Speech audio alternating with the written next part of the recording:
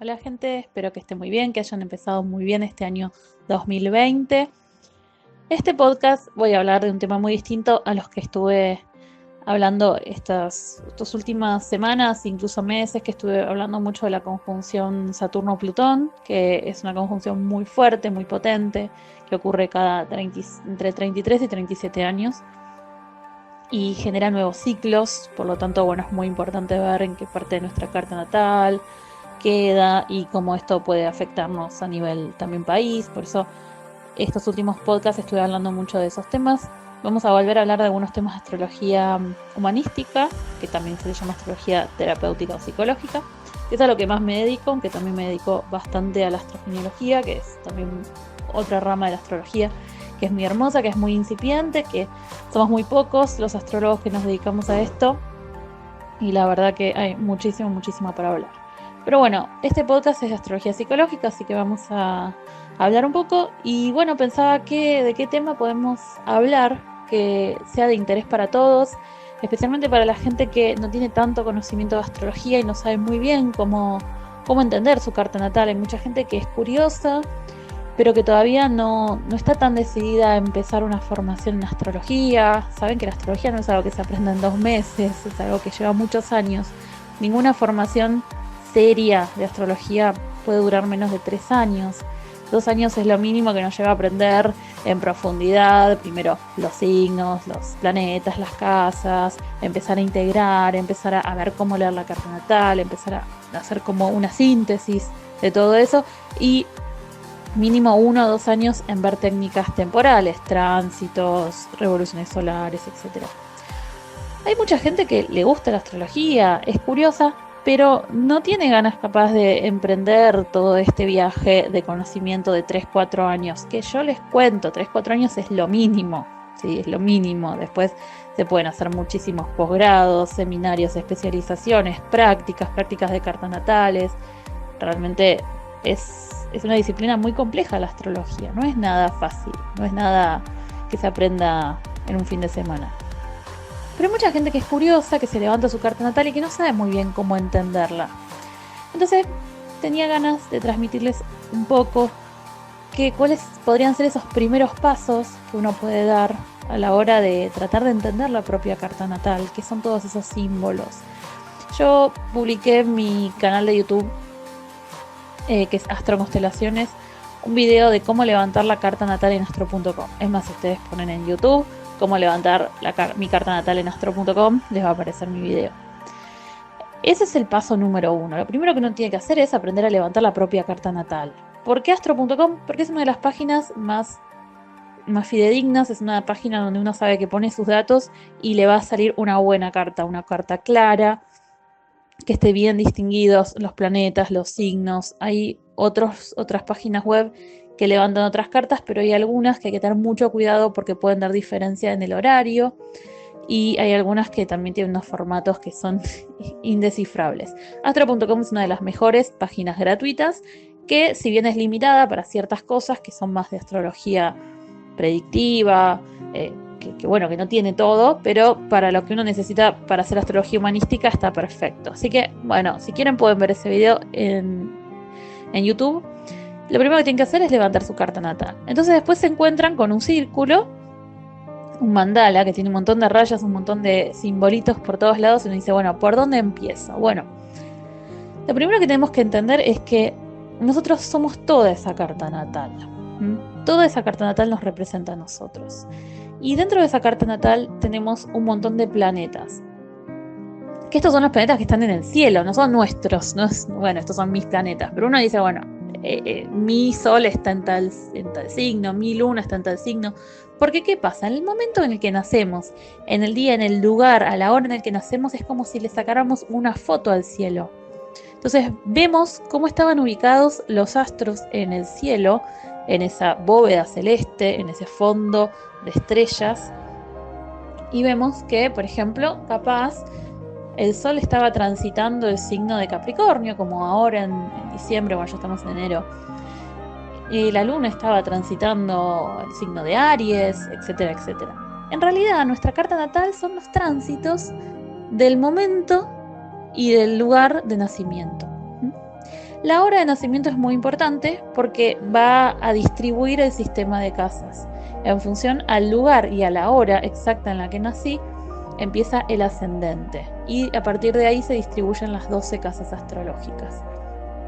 Entonces, en realidad, nuestra carta natal son tránsitos celestes, tránsitos del cielo, que detenemos para poder, como que queda una impronta, para poder después analizar, después entender. Y esa es la carta que va a operar durante toda nuestra vida. Toda nuestra vida nosotros vamos a ir desplegando distintos aspectos de esa carta natal, como una semilla que uno la planta, pero uno le puede poner más agua, menos agua, puede tener más contacto con el sol, menos. Entonces, de acuerdo también a cómo vayamos estimulando que se desarrollen y que se desplieguen ciertos potenciales o no, esa carta va a ir tomando forma. O sea, dos personas que nacen en el mismo lugar, día y horario de nacimiento, pueden desplegar rasgos distintos. ¿Por qué? Bueno, por cuestiones ambientales, porque se estimuló más cierta parte de la carta que otra.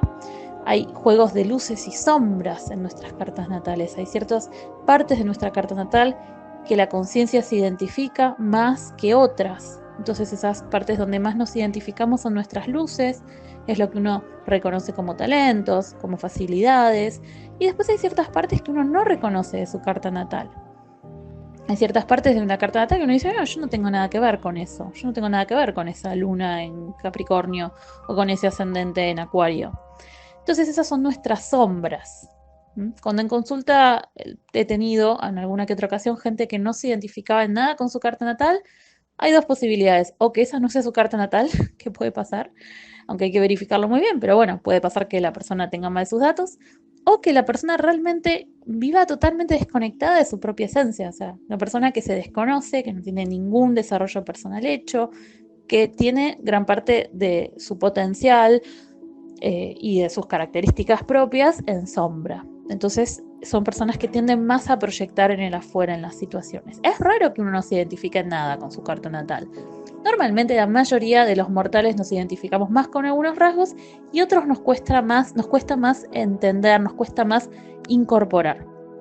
Entonces es ahí donde el astrólogo tiene una función fantástica de ayudarlo a tomar conciencia de los rasgos en los que no se identifica, porque en los rasgos en los que no se identifica, lo más probable, como les dije recién, es que lo proyecte al afuera, o sea, se los proyecte a los demás, a sus relaciones, a sus vínculos, o que le pasen situaciones de la vida que le traigan esa energía, porque nosotros somos un todo vibratorio y tenemos que vibrar toda nuestra carta, toda la carta que somos.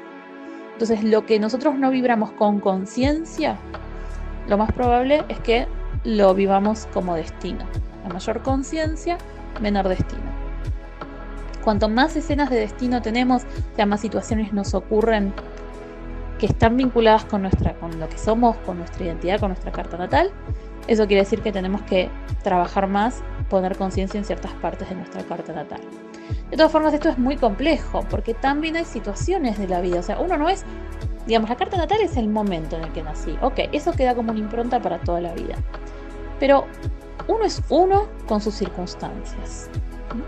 Ese dicho, uno es uno y sus circunstancias, lo podríamos traducir astrológicamente en uno es uno y sus tránsitos. Entonces, el cielo, en el momento en el que nací, estaba en determinadas configuraciones, estaba en determinados emplazamientos, el sol en determinado signo, en tal casa, en aspectos con este otro planeta, pero los planetas siguieron moviéndose. En realidad, bueno, los planetas se mueven un poco, pero es la Tierra, por ejemplo, la que ve el movimiento del Sol. O sea, es la Tierra la que se mueve y nosotros vamos viendo desde la Tierra que el Sol se mueve. Obviamente no somos ignorantes, sabemos que es la Tierra la que está girando y en función a eso vemos el movimiento del Sol, ¿sí? Pero bueno, más allá de que sí se mueve el Sol, sí se mueve la Tierra, pongámosle que lo vamos a incluir todo dentro de una misma bolsa de los planetas se mueven, incluyendo al Sol, incluyendo todos. Nosotros vemos que los planetas se mueven. En el momento en el que nacemos sacamos la foto, pero los planetas siguen moviéndose. Entonces al día siguiente está más o menos igual que el día en el que nací. La que más rápido se mueve es la Luna, que cambia de signo cada 2 días y medio. El resto de los planetas van a estar más o menos en la misma ubicación. Mercurio, Venus se mueven un poquitito más. Marte viene después, luego Júpiter, luego Saturno y Urano, Neptuno y Plutón son los que más tardan en moverse. Imagínense que pasaron 2-3 años. Ya estos planetas se movieron mucho más, incluso Urano, Neptuno y Plutón, los transpersonales. Bueno, esos son los tránsitos. Entonces los planetas se siguen moviendo y van tocando ciertas partes de nuestra carta natal. Entonces van activando ciertas partes de nuestra carta natal y también nos van trayendo nuevas experiencias para que, o sea, nosotros no nos desplegamos en cualquier momento de forma random, aleatoria, sin conciencia. Hay momentos en los que de repente se despierta más nuestro ascendente, hay momentos en los que se despierta más nuestro Sol, nuestra Venus. Se van poniendo luz, conciencia en determinadas partes de nuestra carta natal. Eso va a tener que ver con los tránsitos planetarios. Bueno, esta es como una pequeña introducción general. Nosotros tenemos esos planetas que son partes nuestras. Esos planetas que son el Sol, la Luna, Marte, Mercurio, Venus, etc. Son partes intrapsíquicas, actores internos dentro de uno. El Sol es nuestra parte que busca brillar, lucirse. La Luna es nuestra parte que necesita protección y cuidados, etcétera, etcétera. En función al signo en el que están estos planetas, es cómo se expresan. El Sol busca mostrarse. El Sol es esa parte nuestra que quiere reconocimiento, es esa parte dentro nuestro que quiere ser tomada en cuenta, que se hace valer, que se impone, que es la que toma decisiones. Perfecto. Pero no se va a expresar de la misma manera si está en Leo, que es un signo que es afín a la naturaleza del Sol, o sea que es un signo que le gusta el reconocimiento, que le gusta el aplauso, que si está en Escorpio, por ejemplo, que es un signo que no es afín a la exposición. Por el contrario, Escorpio busca guardarse, no mostrar, sabe que lo que muestra puede ser usado en su contra, es muy estratégico, mide. Entonces, la cualidad de ese Sol que busca expresión, que es nuestra autoexpresión, va a ser distinta de acuerdo al signo en el que esté. Si está en Escorpio se va a expresar de una manera, si está en Leo se va a expresar de otra. Lo mismo con todos los planetas. Por eso estudiamos qué significa cada planeta, qué parte interna dentro de nosotros representa ese planeta, y vemos de acuerdo al signo en el que está, cómo se manifiesta. Hay signos que son más afines a la naturaleza del planeta, otros que no. Y también dependerá qué nivel vibratorio de ese signo manifiesta ese planeta. ¿Por qué? Los signos tienen todo un abanico de posibles manifestaciones. Hay Leos que son súper generosos y nos traen energías más ligadas a un gobernante, a una gobernante, una figura que busca aunar, que busca proteger, que busca ayudar, que es generoso. Y hay leoninos que pueden vibrar desde una vibración capaz más baja o más infantil de Leo, de él llamar la atención o del egocentrismo. Y lo mismo con todos los signos. Tenemos el Virgo que está juzgando absolutamente todo lo que hace todo el mundo, o está el Virgo que es más servicial, que busca que todo funcione como corresponde, que está siempre adaptándose a las circunstancias, a lo que es necesario para que los sistemas funcionen acorde. Entonces, también los signos tienen como todo un degradé de posibles manifestaciones, ¿sí? En definitiva, la astrología es simbólica, es un lenguaje simbólico. Entonces hay que conocer muy en profundidad qué son los signos, cuáles son los distintos niveles de vibración de los signos, qué son los planetas. Entonces, de acuerdo a qué representa ese planeta, en un signo se va a manifestar distinto que otro. Después estos planetas se empiezan a comunicar, que esos son los llamados aspectos planetarios. Hay planetas que se tocan, que están en conjunción, esos actúan juntos, salen juntos. Hay planetas que están enfrentados, que están peleados, que esas son las oposiciones, que eso suele haber un tire y afloje.